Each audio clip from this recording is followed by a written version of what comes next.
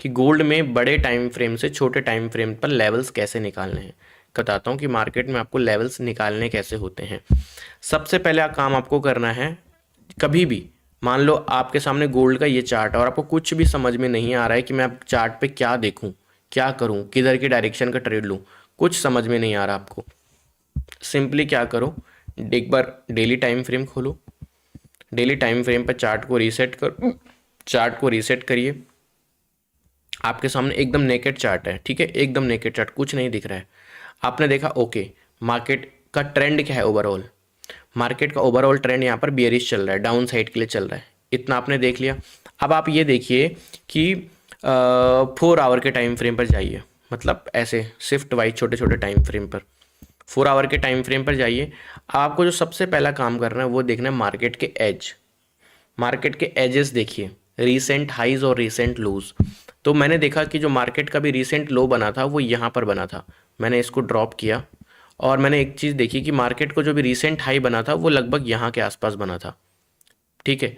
तो ये हो गया। अब 4 आवर के टाइम फ्रेम पर इतना ही मुझे देखना है, उसके बाद मुझे चले जाना है 1 आवर के टाइम फ्रेम पर।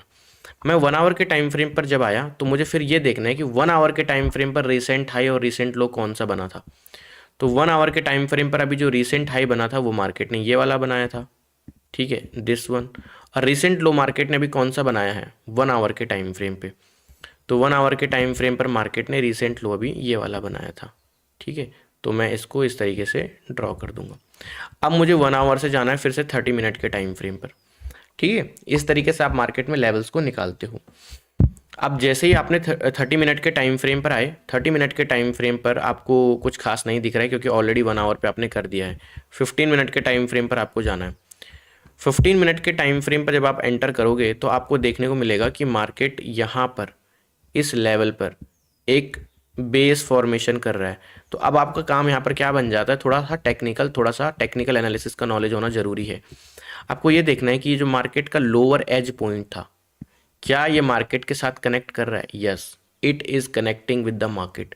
तो क्या करना है, सिंपली इस तरीके से इसको अलाइन करना है, इसको अलाइन करना है, इसको आपको बैठाना पड़ेगा, इसके साथ में अलाइनमेंट करनी पड़ेगी इसकी, ठीक है। ये कर दिया। अब आपको चलना है और छोटे टाइम फ्रेम पर, 5 मिनट के टाइम फ्रेम पर।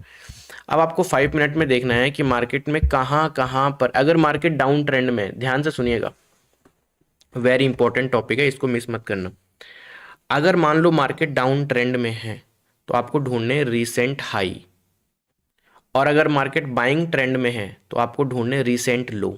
एग्जाम्पल के थ्रू समझाता हूँ, ऐसे नहीं समझोगे, कुछ लोग समझ गए होंगे। जैसे कि मान लो मार्केट ऐसे ऐसे ऐसे ऐसे नीचे की तरफ आ रहा है, ठीक है। अब मार्केट अपने बेस पर आ गया है, यहाँ पर मार्केट एक बेस फॉर्मेशन कर रहा है।